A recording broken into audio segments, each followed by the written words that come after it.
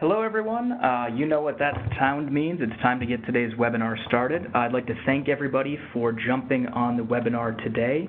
We're glad to have you here. This week's webinar is going to be on how to green your commute, which is timely as we come up with National Bike to Work Day and Green Your Commute Day coming up next month. My name is Brendan Woodruff. I'm the co-chair of the Operations and Engagement Subcommittee here at the Executive Order 4 group. And we're happy to have you. I'm also going to be presenting today, so in addition to having the host and having to listen to me at the beginning, you're going to have to listen to me for the whole 30 minutes today. A couple of housekeeping issues before we get started and dive into today's program. This webinar is being recorded. It will be put on the GreenNY website so you can view it later, and you can share it with any colleagues who weren't able to make it today. Also, feel free to share that page with anybody you know that is interested in sustainability. We have all of our previous webinars saved there, so you can go back and watch those. In addition, if you do have questions today, please feel free to type them into the chat box. Today's presentation is going to be a little more free-flowing than the past ones. I'm going to be answering questions as they come in, so feel free to type them in whenever, and I will get to those as we go along instead of waiting until the end today. It's going to be a little more informal. Couple announcements. Earth Week is coming up. Earth Day itself is on April 22nd this year, and we have a twofer that week. We actually have Arbor Day on Friday, April 26th. So that's going to be a big week of environmental and sustainability initiatives. So be on the lookout for those. In addition, I know we've heard a lot of information about the recycling markets out there and kind of the issues that are going on there. The Department of Environmental Conservation's Recycling Outreach and Education Unit has recently launched a new initiative called Recycle Right NY that has a number of great resources on their website that you can check out. So if you have questions about what to put in your bin, they have a number of graphics you can use. They're focusing on one recycling tip a month. This month is textiles and how to properly recycle those and to make sure you keep those out of your recycling bin. So you can Google Recycle Right NY and that information will come up. So if you're thinking about things to send out for Earth Day or send to colleagues or other things, Recycle Right NY has some great resources for you. In addition, if you do want to get more involved in sustainability initiatives, either at the interagency level or at your agency or entity, feel free to reach out to me. My contact information will be at the end of the webinar here. I'd be happy to put you in contact with folks that can get you more involved. We're always looking for more volunteers, and that's how we make the work happen. So let's get started today. Today's agenda, we're going to talk about the benefits of a green commute and how you can help when it comes to climate change and with air pollution in your community and what the impacts are, how to green your commute wherever you live. No matter where you are in New York State, there's a way to green your commute. I can guarantee that. And I'm also going to give you some information about Green Your Commute Day 2019, which, as I mentioned before, is coming up. It's going to be on Friday, May 17th this year. And from this graphic here, you can see we put this together last year. It's actually an animated GIF that's not working right now, but it shows you how many pounds of CO2 you can save with a single green commute. The stat that I like to pick out from that is that if you, let's say you carpooled once a week, you had a 30-mile round-trip commute, you would save the equivalent emissions of burning 700 pounds of coal. So that's 52 green commutes. Say you did it every Friday, you carpooled 30 miles round trip. Imagine how large a 700-pound lump of coal is, and that's what you're saving just from making a small adjustment once a week. And then when you add that up over, the hundreds of thousands of New York State employees there are, and then the millions of New Yorkers, you get a really large emissions impact. So why do you want to green your commute? Transportation has overtaken the electricity sector as the largest source of greenhouse gas emissions in New York State. It's about 34% of our overall total. It's also the largest portion of most people's personal carbon footprints. So we're focusing on commuting today, but when you look at transportation as a whole, when it comes to traveling for vacation, whether it's flights or long road trips or things like that, that's where most of our carbon footprint comes from. If you're using an active commute, it also has health and well-being benefits. You're getting exercise, which is good. And I like to think of whether I walk to work personally, or if you're biking, I like to think of this as mindfulness instead of stressfulness. Everybody's sat in traffic, knowing they have a meeting or a conference call coming up, and you've just been getting more and more mad at the wheel. There's nothing you can do about it. When you switch to a greener commute, if you're able to, whether it's walking or biking, a lot of times I find myself kind of thinking about my day, smelling the flowers, taking in what's happening in the community, learning about new things, and really more of a place of mindfulness than it is stressfulness. And the same thing goes for transit, too. If you're on the train or the bus and you're watching the scenery go by, it's a lot better than being in the driver's seat watching your face get redder as you're stuck in traffic. And as I mentioned before, the impact that you can have from doing this is huge, So there's the why. Now let's get into the how. And the one thing I really want to stress, if you take nothing else away from this webinar today, is that there's no one right answer, and it's not all or nothing. A lot of people think about this, and they think about the bike commuter who goes 20 miles and they have their Lycra or spandex on, and they're hardcore about it. Not everybody's going to be that. For people who are, that's fantastic. If you're somebody who can carpool twice a week, that's amazing. You're making a difference, and as I mentioned before, you're making a large difference. So the big thing is to find what works for you.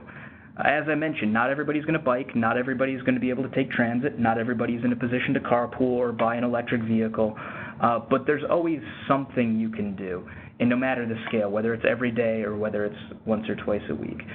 And you've got to work within your existing infrastructure. Every part of New York State is different. If your work site is in Manhattan, then definitely it's going to be a lot easier for you to have a green commuting mode than it is if you're in Potsdam or Canton or Bath or someplace like that. But you got to work with what you've got. Consider multimodal options as well, and this gets back to the not all or nothing. You can bike to meet somebody down the street and carpool with them. You can take the bus. It may not drop you off right at your office, but it drops you off a half mile away. It's a nice day out. Take the bus and walk for the last half a mile if you're able to. You can bike to a bus line. You can drive your EV to commuter rail if you're in Westchester, and the MTA has charging stations at a lot of their park and ride. So the biggest thing I want people to take away from this today is, again, there's no one right answer, and just find what works for you. So let's go through the different modes here and provide some resources for you. Walking. We all know what walking is. We all do it every day. It's simple. It's free, which is really nice. When you're doing it, make sure you walk safely. Let's say you live a mile away and you're like, well, I could walk to work once a week or something like that. One of the things you can do is you can actually use mapping software. There's a lot of these out there now, whether it's Google Maps, Apple Maps. I don't know if MapQuest still exists. Things like that, where you can actually search for walking now, and it will recommend different routes. And in a lot of these, there will be options where you can actually look up, I want to stay off busy streets, or I want more sidewalks. And usually it'll warn you if it's trying to take you down a path that might be dangerous or might not have sidewalks on it. So use those. And again, think of walking also as an accoutrement to whether transit or carpooling.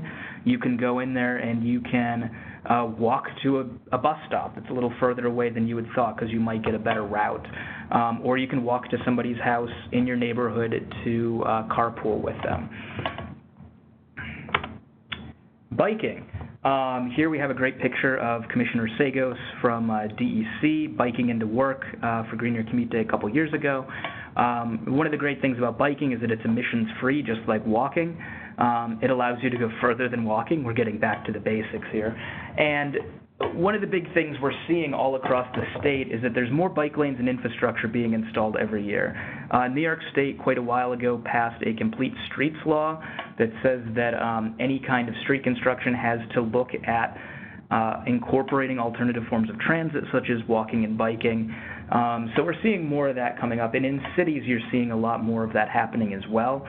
If you're here in Albany, you know we have the bike paths coming in from the north along the Hudson. We've got the new rail trail coming in from Altamont, Voorheesville, and Delmar. We've got a new connector that's going to link up downtown Albany to the Delmar rail trail. And you're seeing the same thing happen all throughout the state in all different communities. So if you haven't thought about biking in a while, give it a think.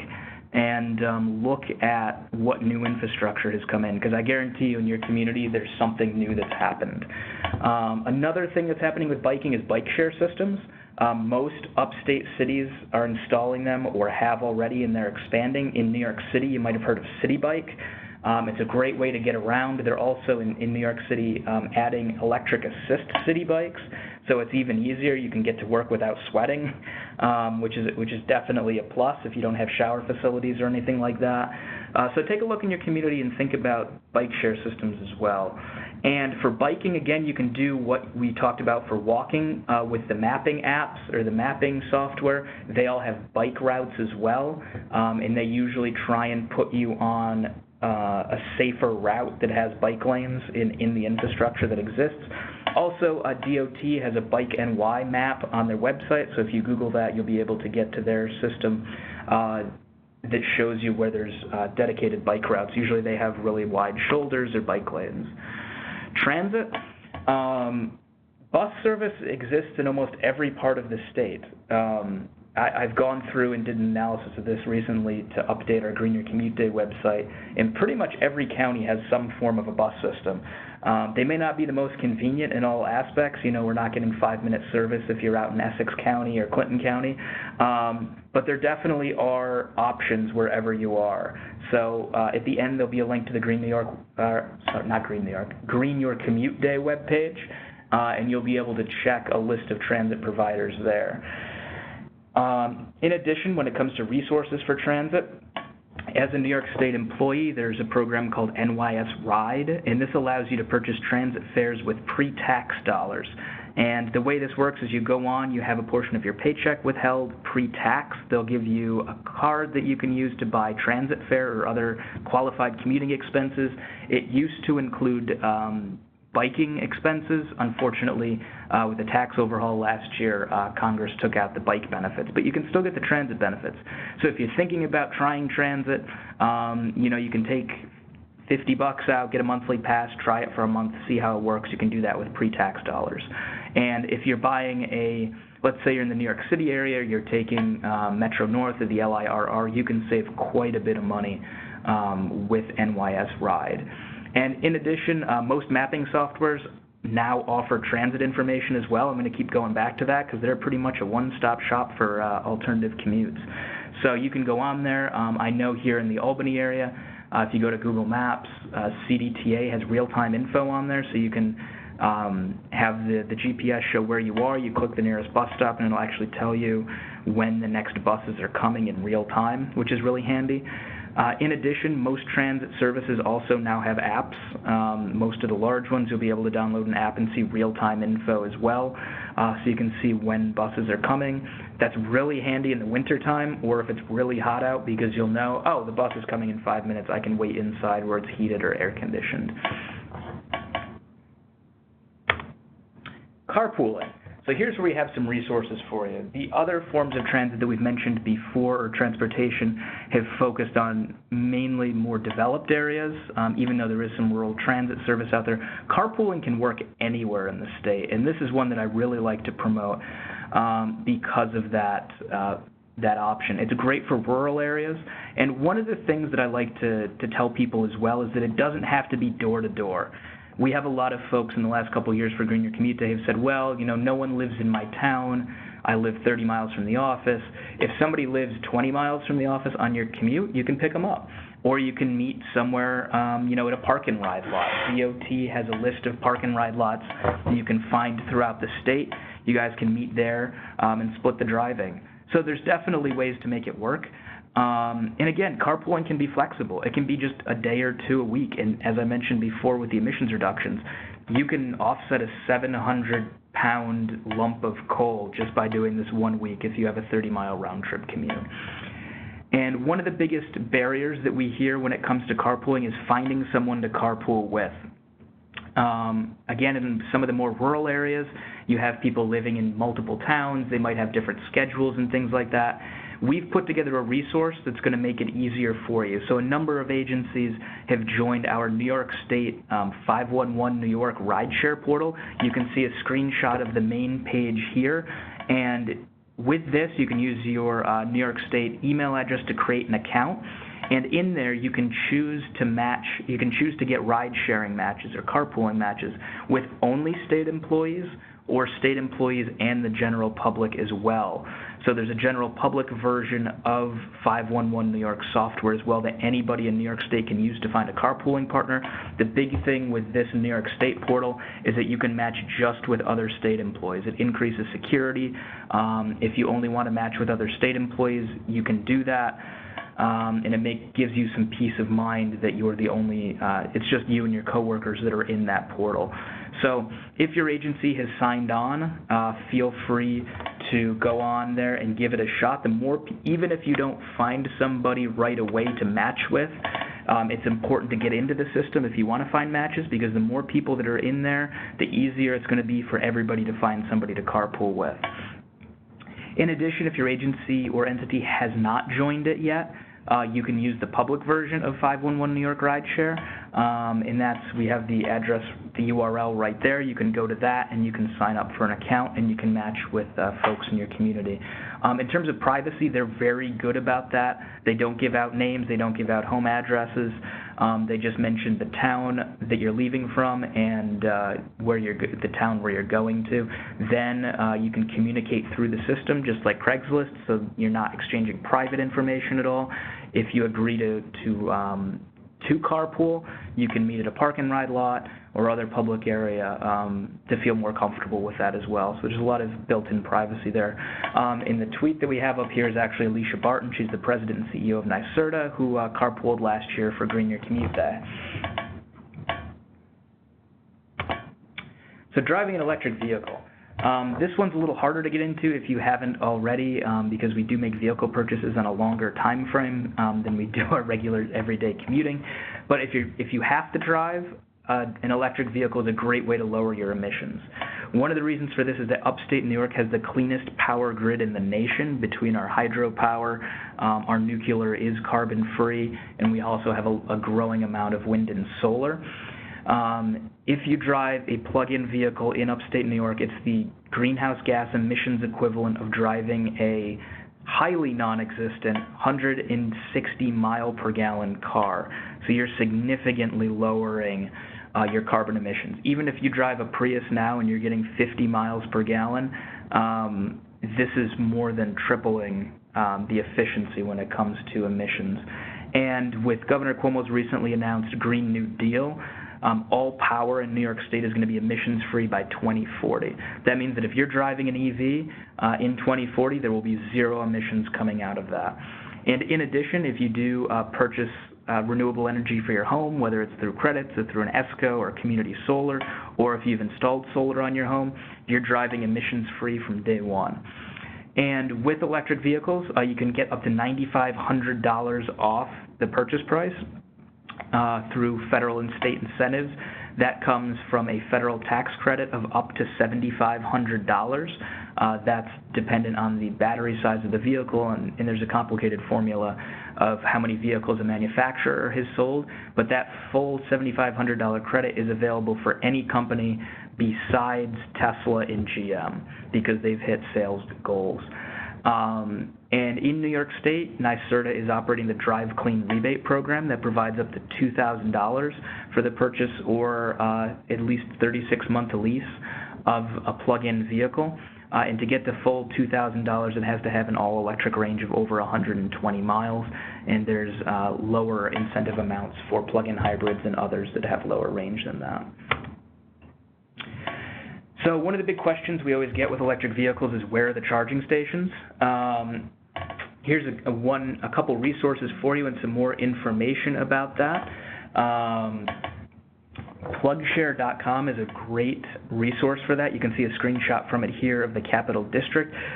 It features a map on it where you can click on it. Those green icons are what are called level 2 chargers. That's what you're going to see in most public areas. It'll add about 10 to 20 miles of range per hour. When you click on any of those dots, it's going to show you where the charger is, if there's any fee for using it, what network it's on in terms of payments. In those orange ones, the orange dots there are fast chargers. And the level 2 charging network in New York is growing exponentially. It's got really good coverage. We're seeing it in more and more spots. Employers are adding stations. We're seeing them at destinations such as ski resorts and other places. But one of the big things is people are always wondering about fast chargers for highway corridors and being able to make those long trips. And there are many, many more coming this summer. NYPA recently launched a $250 million program called Evolve NY. And the first round of that is going to be installing fast chargers on I-90, 87, and a couple other corridors, in addition to some urban ones in larger cities. So that is going to build out our charging network. Whether you're going east, west, or north, south, you'll be able to make those trips through the Evolve New York program. And there's also Electrify America, which is installing a lot of chargers as well. This is an entity that was it's being funded by the settlement money from the VW Dieselgate scandal. And they're installing chargers across New York as well. Right now they have them in Fredonia, Buffalo, and they're installing them in Albany, Herkimer, Waterloo, and in the Rochester area, as well as on Long Island and in Westchester. So when you add those two up with what's existing now, you're going to have a lot more fast chargers, and it's going to be much easier to drive across New York on a purely battery electric vehicle.